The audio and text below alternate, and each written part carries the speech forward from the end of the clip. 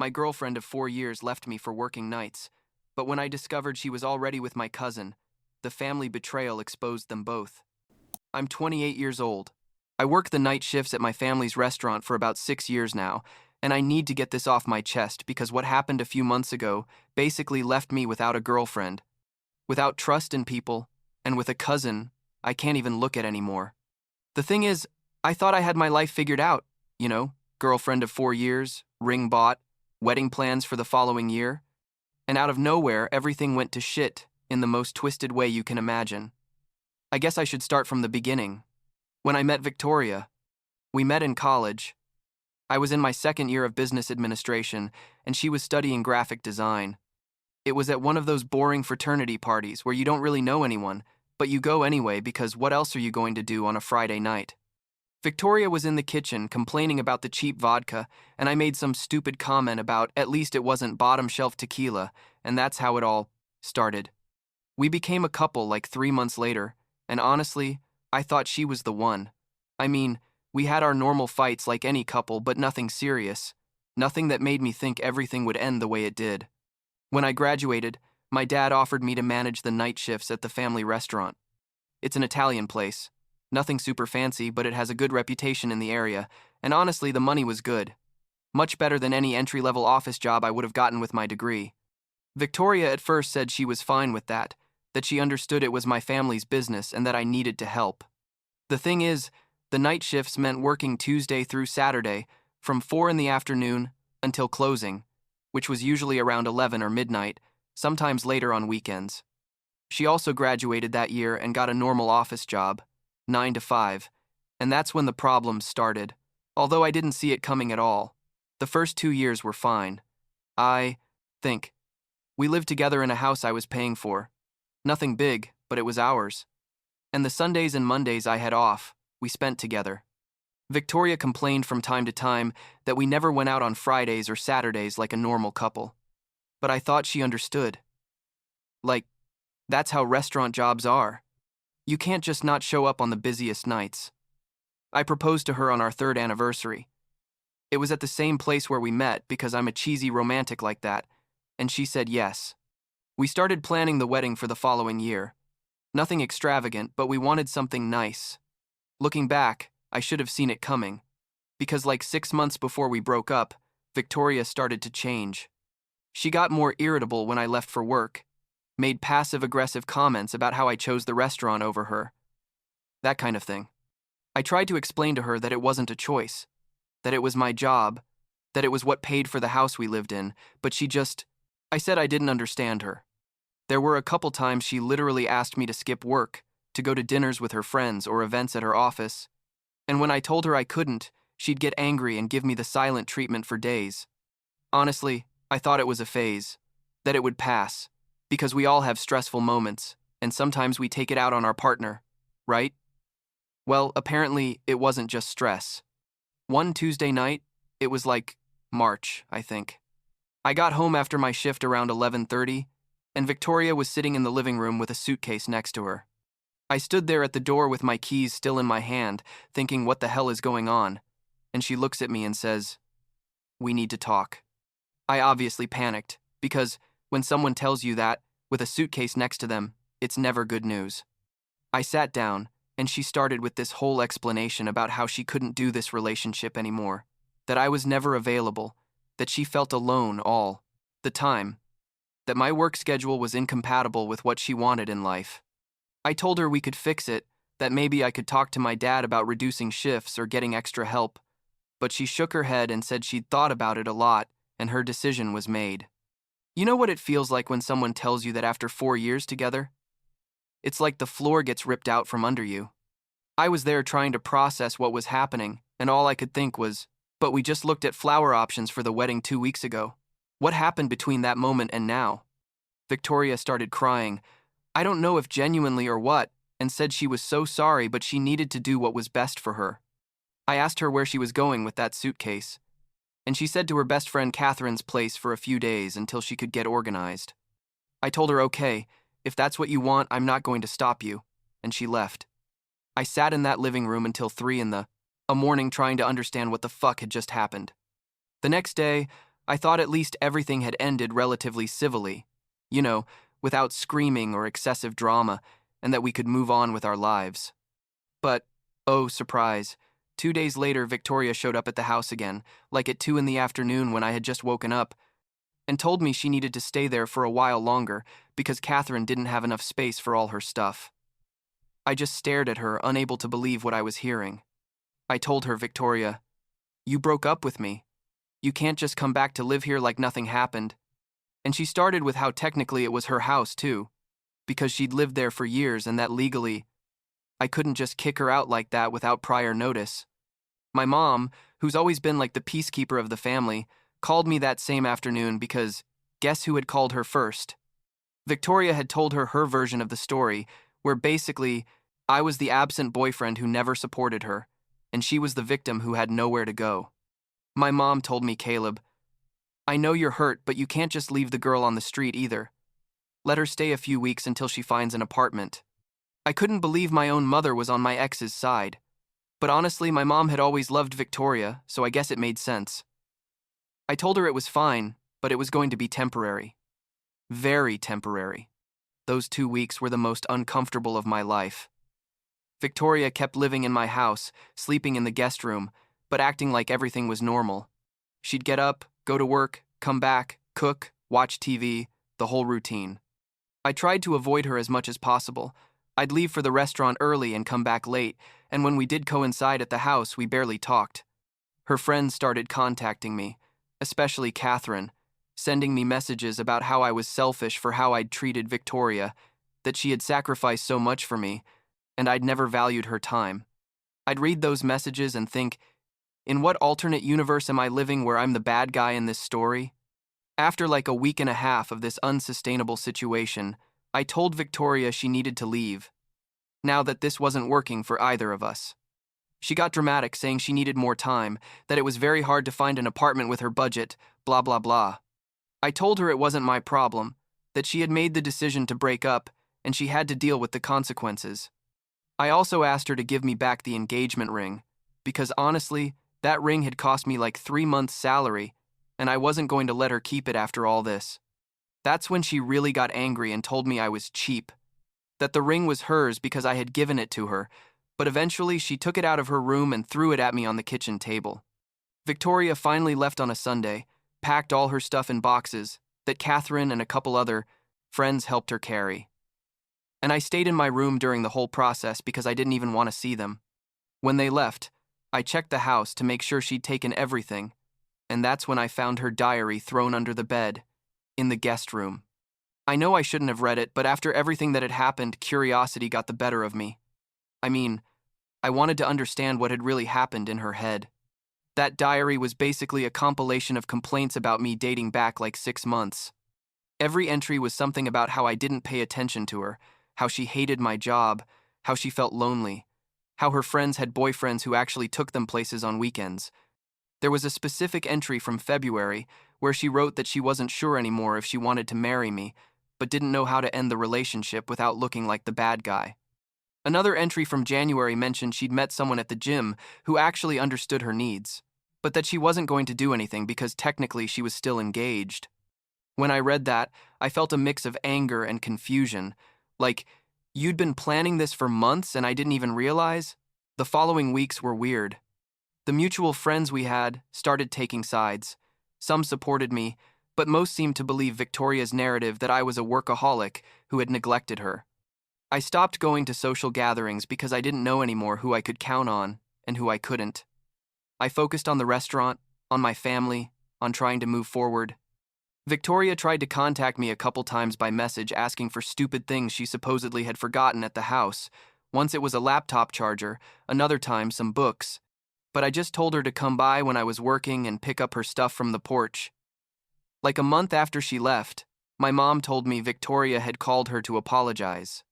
According to my mom, Victoria admitted she'd handled everything badly, that she shouldn't have involved my family in our problems, and that she hoped eventually we could be friends or at least not hate each other.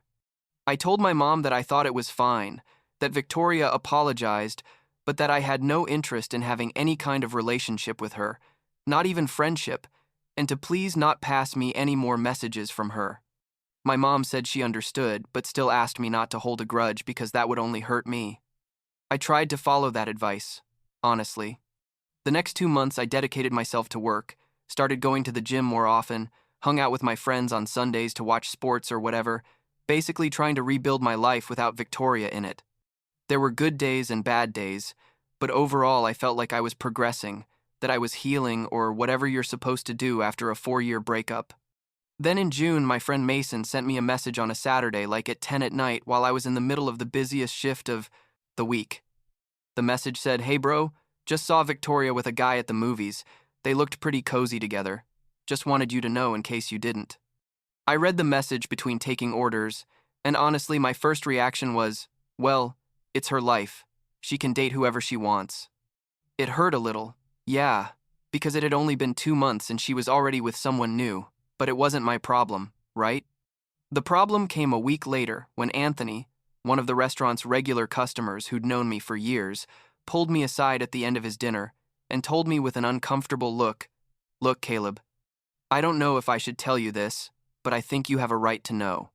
Turns out Anthony had been at a bar the previous weekend and had seen Victoria there with a guy. And when he approached to say hi because he knew her from seeing her with me so many times at the restaurant, and he realized the guy she was with was my cousin Nicholas, I felt like I'd been kicked in the conum, stomach.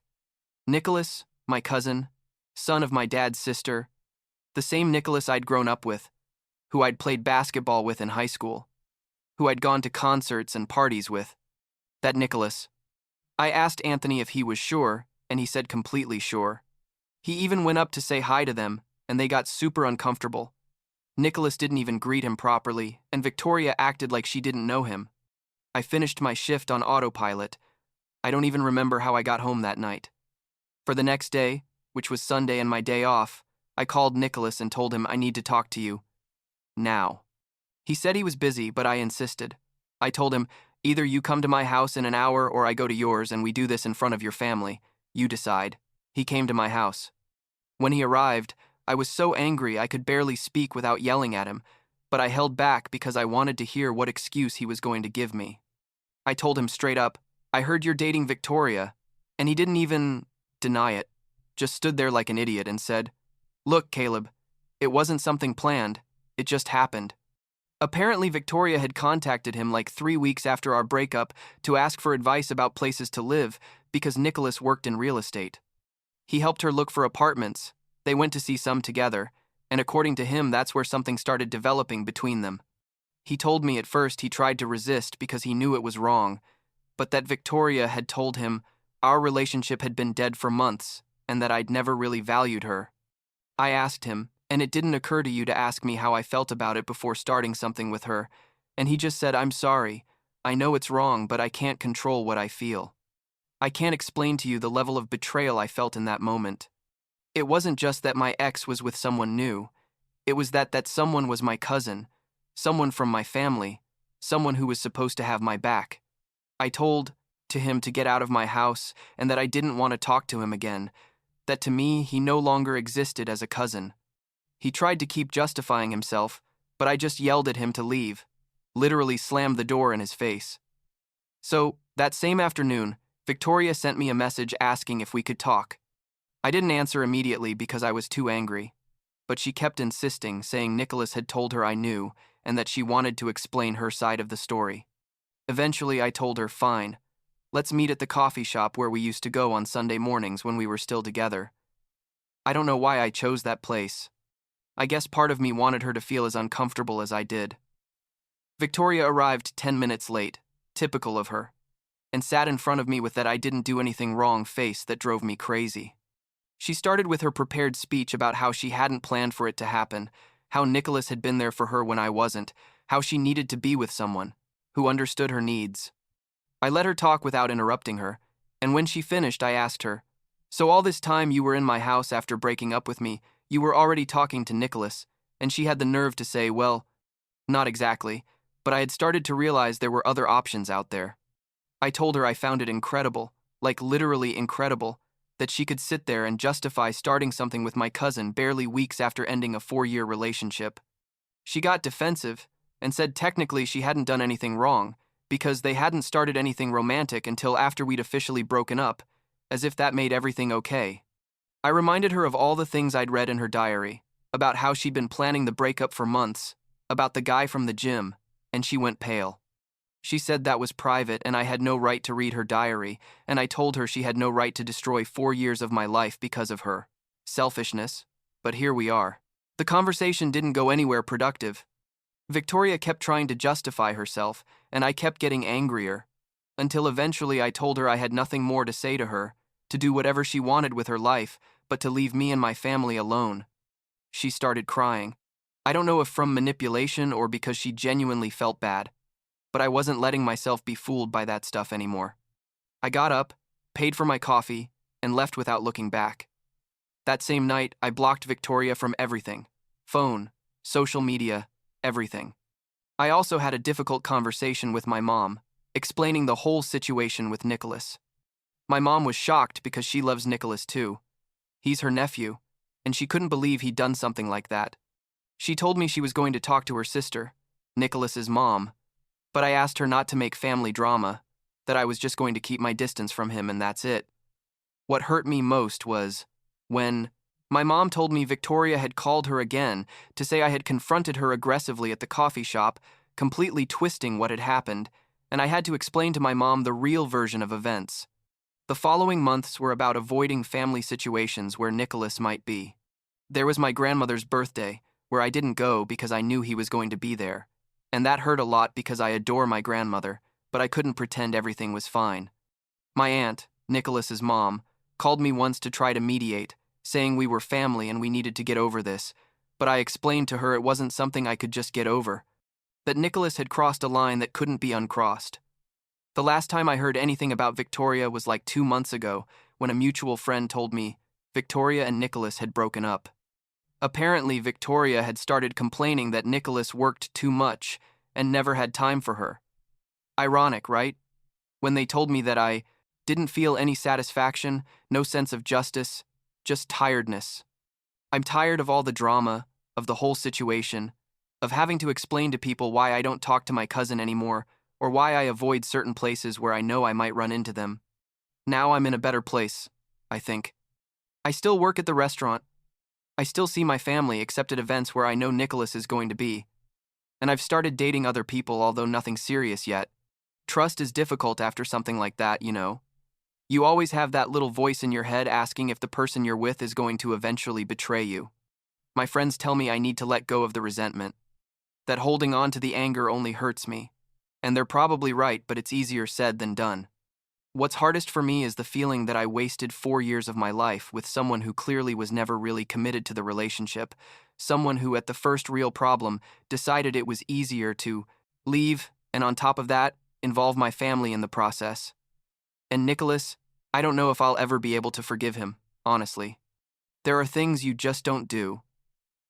And dating your cousin's ex when they just broke up is definitely one of those things. Last week, my mom asked me if someday I could have a normal relationship with Nicholas again, if when more time passed we could at least be civil at family gatherings. I told her I didn't know. That maybe someday, but it wasn't something I was thinking about now. She understood, or at least said she understood, and gave me one of those long hugs that moms give when they know you're going through something difficult, even though they don't know exactly how to help. I guess eventually all this will just be another anecdote from my life, one of those stories you tell when someone asks about your worst breakup, but for now, it still hurts. I still get angry when I think about how Victoria manipulated the situation to come out as the victim, how Nicholas betrayed years of family trust, how everything could have been handled in a more honest and direct way. But well, that's how things are sometimes. People disappoint you in ways you never imagined possible, and all you can do is move forward and try not to let it make you completely bitter. I'm still working on that last part,